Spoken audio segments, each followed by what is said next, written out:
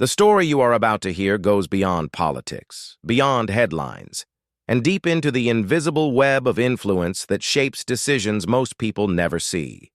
When we hear about energy policy, tariffs, or government initiatives, the first image that comes to mind might be a president making a big announcement or a debate in Congress. But behind those visible moments, there exists an intricate network of organizations, think tanks, advocacy groups, and financiers who quietly move money, shape narratives, and push outcomes that benefit their agendas. Today, we take a closer look at what many are calling the dark money network that is reportedly targeting Donald Trump's energy future, raising serious questions about who really controls the direction of America's energy landscape. Energy has always been at the core of power, economic power, political power, and even military power. For decades, the United States has wrestled with the question of how to secure affordable energy, maintain independence from foreign suppliers, and balance growth with environmental concerns. Trump's approach, during his time in office and even now as a central figure in political discourse, has been rooted in expanding fossil fuels, deregulating industries, and framing energy dominance as a form of national strength. But as with any bold agenda, opposition rises, and much of it is not always transparent. The phrase dark money might sound dramatic, but in political science and campaign finance, it has a very specific meaning. It refers to funds that flow into the political system from organizations that are not required to disclose their donors. This can include non-profit groups that spend money on ads, lobbying, or grassroots campaigns, all while keeping their financial backers hidden from public view. On one hand, supporters argue this protects free speech and shields donors from harassment. On the other hand, critics say it undermines democracy by allowing wealthy elites and powerful interests to influence policy without accountability. When it comes to energy, the stakes are enormous. The industry involves trillions of dollars, multinational corporations, international trade, environmental regulations, and national security considerations. If a dark money network is indeed channeling resources to oppose Trump's energy plan, then it is not just about political rivalry, it is about shaping the future of how America produces and consumes energy for generations to come. Let's break down the mechanics of how this works in simple terms.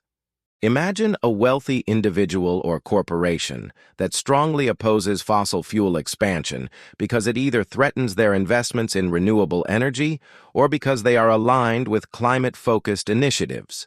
Instead of directly giving money to a candidate or campaign which would require disclosure, they fund a non-profit group. That group, in turn, can spend millions on advertisements, media campaigns, or grassroots organizing to shape public opinion. The average viewer watching TV or scrolling social media may see an ad criticizing fossil fuels or praising renewable energy, but they would have no idea where the money came from. Now imagine dozens of such groups, interlinked, coordinated, and supported by global networks that have their own geopolitical agendas. Suddenly, what looks like a spontaneous grassroots movement could actually be a carefully orchestrated campaign funded by hidden hands. This is why the concept of dark money sparks so much concern. It blurs the line between authentic democracy and manufactured consent. In the case of Trump's energy vision, which emphasized coal, oil, and natural gas as pillars of American independence, such a network would have strong motivation to derail it. Critics of his plan argue that fossil fuels accelerate climate change, hurt the environment, and lock the U.S. into outdated systems when the world is moving toward clean energy. Supporters counter that renewables are not yet reliable enough to replace fossil fuels, and that restricting energy development hurts jobs, raises costs for working families, and makes America vulnerable to foreign energy dependence. Both arguments have weight, but when unseen money tilts the debate, the public may not even realize the scale of manipulation taking place. One of the challenges in discussing dark money is that it does not always come from one political side. While this story focuses on opposition to Trump's agenda, history shows that both major U.S. parties have benefited from hidden funding streams. Some networks lean toward conservative causes, others lean progressive, and some play both sides depending on what serves their financial interests. The common denominator is secrecy, and secrecy in politics rarely serves ordinary people. For Muslims, and indeed for any community that has experienced being marginalized or overlooked in policy debates, transparency in decision-making is vital. Hidden networks tend to privilege the already powerful while leaving vulnerable communities exposed. For example, when wars break out in energy-rich regions, it is often ordinary people, many of them Muslims, who pay the heaviest price, displaced from their homes or facing instability due to struggles over resources. That is why a balanced and fair energy policy in America, free from manipulation by hidden money, has global consequences. It affects whether foreign interventions escalate or cool down, whether countries are pressured into certain trade deals, and whether populations abroad are respected or treated as pawns in a larger energy game. Another angle worth exploring is how narratives are framed for the public.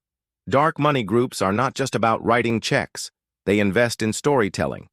They create documentaries, fund media outlets, sponsor research, and amplify certain voices while drowning out others. If you have ever noticed how some topics suddenly dominate headlines while others vanish, it is not always organic. Often, financial power is steering the conversation.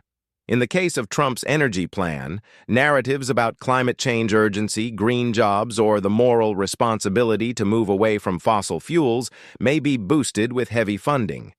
At the same time, voices emphasizing energy independence, affordable fuel, and traditional industries may be undermined or discredited. For the average American family, what matters most is the cost of living, the security of jobs, and the future they leave for their children.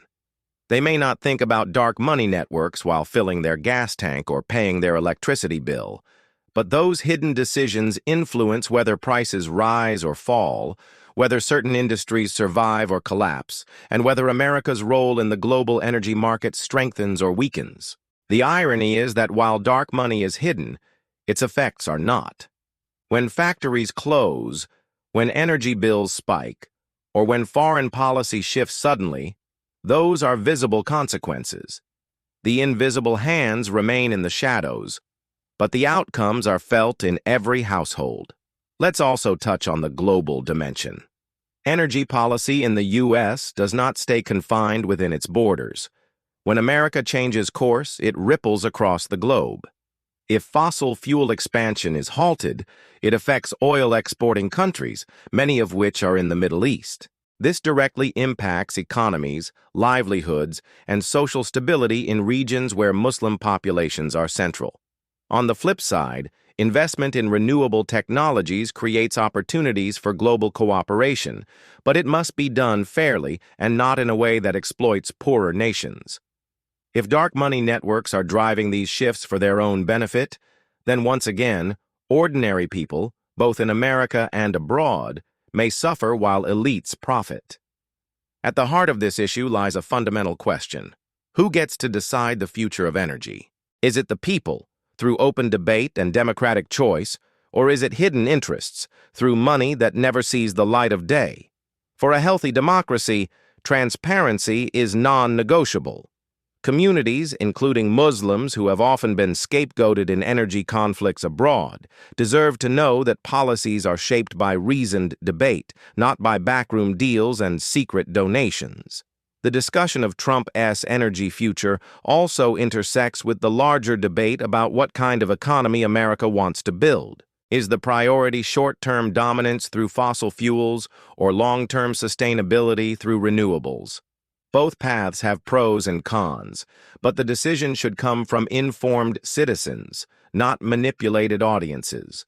The danger of dark money is not just that it funds opposition. It hijacks the process of collective choice. The fight over energy will continue to intensify as climate pressures mount, as new technologies emerge, and as global competition sharpens. Dark money networks will adapt, becoming more sophisticated, more globalized, and harder to track. That makes awareness crucial. People cannot push for transparency if they do not even know what is happening.